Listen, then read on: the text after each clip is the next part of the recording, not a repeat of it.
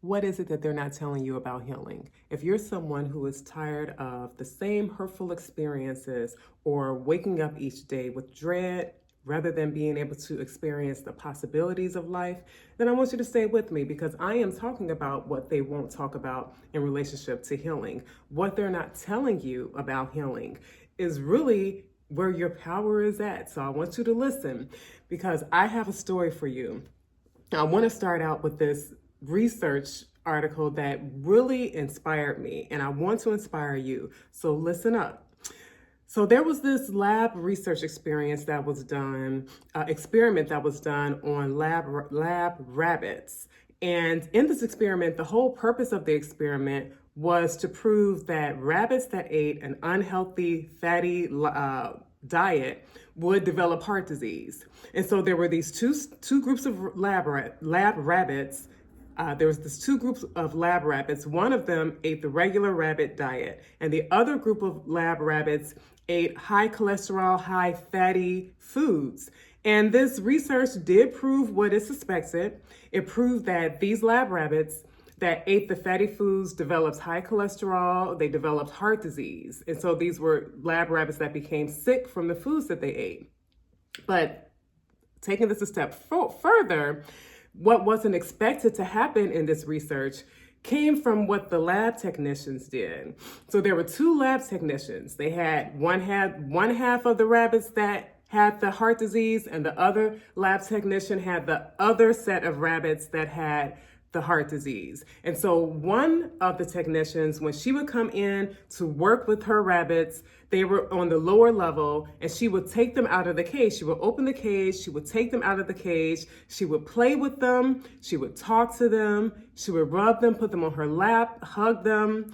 And she did this over an extended period of time. And so what was found in this from the conductors of the actual study is that in the group of lab rabbits who had the heart disease, the lab rabbits that had the attention from this lab technician, they recovered from their heart disease by 60%. They did not die. The other group of lab rabbits with the heart disease, the lab technician didn't take them out the cage, didn't give them any attention. And those lab rabbits did die.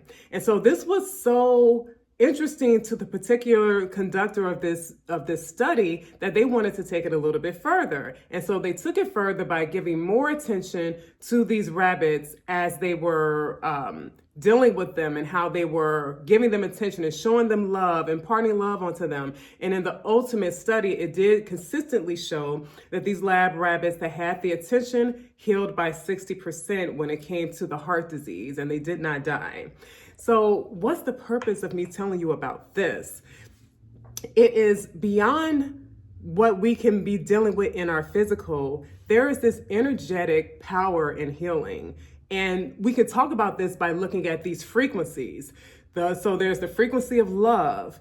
And the opposite of love isn't hate. The opposite of love is fear. So when we're thinking about our lives, which one are we in? We're usually in one or the other. We're usually functioning from a place of love in the actions that we take, the way that we engage with people, the things we do, or we're coming from a lens of fear. And so our behaviors align with all fearful things.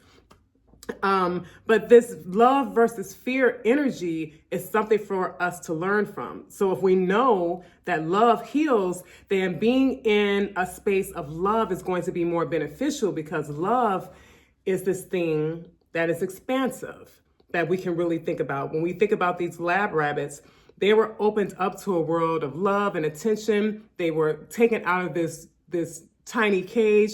And really, it was expansive, but it wasn't just expansive physically, it was expansive emotionally. It was expansive energetically. And so we can expand through the love that we experience, the love that we choose to give, the love that we choose to receive. It can be expanding to us, and it can be emotionally and physically healing when we are in this space of allowing love to do its thing for us. Because when we live in a place of love, we are opened up. But when we live in a place of fear, we're closed down, we're cut off, we shrink, we go away, we turn our back. But when we're in love, we are facing forward with open arms, ready to receive the things that match with love energy. Hello, if you're still here, I want to say thank you. Thank you for supporting this channel. I would like for you to like and subscribe to this video, subscribe to this channel. And I wanted to share with you my mission. My name is Crystal Turner. I am a psychiatric nurse practitioner who is going holistic because I know to be whole is to be healed. And in my mission as a person who has worked in psychiatry for over 20 years, there's so much I've learned in that space, but I've learned so much beyond that space too. And I've also learned through my personal experiences. And I want to share those things with you if you're someone who's looking to step into a next level of yourself, a place of healing for yourself. If you're tired of waking up and feeling the dread of the day, rather than being able to feel the joy of your day. If you're someone who is tired of going from 0 to 100 because it's so hard to deal with your anger, or if you're someone who wants to be able to really be a part of life rather than being on the sidelines of life, then I want to support you in that. I have a 1-hour wellness session that I can offer to you to be able to go over, what your goals are for yourself in terms of improving your mental well-being, and how we can strategize with a plan in that hour session to be able to support you in that. So the link to that will be in the comments section, and I look forward to serving you. This study also made me think about the power of connection in community, because these lab rabbits were healing because of this connection that they were receiving, the love that they were receiving, the support that they were getting. It literally changed their biology. It changed what is predicted and would have been correct for those lab rabbits that didn't get any support or any love. It was correct for them, but when we go into these higher frequencies, even what we see in front of us can be altered, And so this love was able to go beyond like what's right in front of us as this real or tangible space that we're in. It went beyond that, and it changed their biology of healing. Their condition changed. And so this isn't just biologically, this is also emotionally. And it's not just emotionally, it's also biologically, because it's so interconnected. How we deal with ourselves in one way, mind, body, and spirit, impacts those other ways. So, everything is relative, and everything can be used for the ultimate purpose of healing when we're talking about mind, body, spirit. So it's important to know that the experience that these rabbits had, it really changed their experience, and it can change as a human our experience, because we are really hardwired for connection as humans. We are. And I think most beings are, but just in human form, we are really hardwired for connection.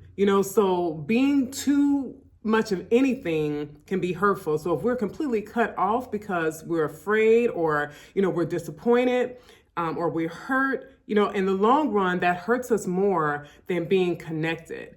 So what I would want to ask you is, who are the lab technicians in your life who give you love, who give you attention, who hug you, who talk to you? Who are those people that you can connect with more? Because it's not just about this one big love moment. At the time that I'm recording this, it's right after the Valentine's Day holiday, and sometimes we can take these traditional times in the year as like the big experience. So there could be people who, at this time aren't connected with anyone romantically, and it makes them feel down and feel like you can feel hopeless or sad or whatever those emotions that come along with that. But what I would encourage is that love is something that doesn't just come from one source. So who's in your life currently that are connections that you could be overlooking, that are important connections, that can really be supportive? I think about my 82-year-old mother. While I've witnessed, and every year I witness people who lose their moms or lose someone close to them. Right now I have the opportunity to connect with my mom. And many of us may have the opportunity to connect with someone older than us in our life, because in that there's this connection that can be wisdom that you gain from them. They can tell you about stories from long ago that you had no idea of, or that you can learn so much from. And then in return, they're also getting the attention that they also want, and to be able to be expressive and to show, or share in love experiences. So this connection of love, that's one. And then we could think about the connection of veterans who've gone through very heroic types of acts. And many are left to feel that maybe what they didn't matter, or that they don't get the acknowledgement. So to talk to someone like that and to talk about their experiences and allow them to share those experiences, it can give you an awareness of, wow, how courageous this person is or was, and how you can learn courage in your life. But also giving this person who took the time to be in this act of courage for something that they felt was for them, and to be able to share it with someone who's willing to listen can be an act of love.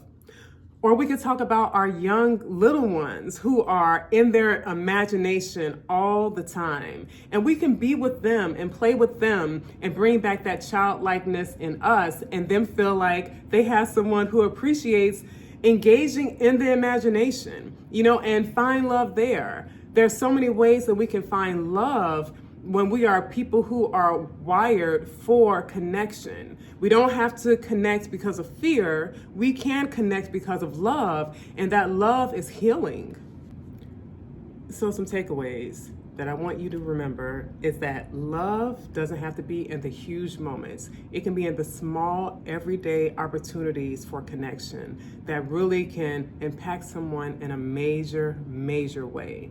I also would want you to think about, how do you practice showing love or receiving love in those spaces where we can have gratitude or appreciation for a thing. There also can be where we are able to impart kindness in a very intentional way, because sometimes we're so busy, we don't think in an intentional way to impart kindness. But we can really sit down and think about, who do I want to show kindness to in a very intentional way today? And as we continue to do that, that can become just a very natural way of being in day-to-day life. And I know that when we impart these things, we also receive these things. So we impart them through love, not through trying to people please a person or, manipulate someone to do something we want. We do it from a place of love, meaning that the joy that you get about this whole thing is imparting this act to people in the first place. But the overall benefit that you get is that those types of things do get returned to you, And then I would also want you to really think about healing. Think about times in your past where you've had love really shown to you, and bringing it to your moment today of how that made you feel, to not take that for granted. And just because it's past doesn't mean that it can't still warm your heart today. This is something that we can practice every day. I want you to keep this in mind every day as you go through your days, that love heals. Love is more powerful than anything we're doing physically, and love is more powerful than fear. So let's, in these moments when we need it the most, be very diligent and intentional about what we're going to connect to and what we're going to give back to the world. And again, love is more powerful than fear.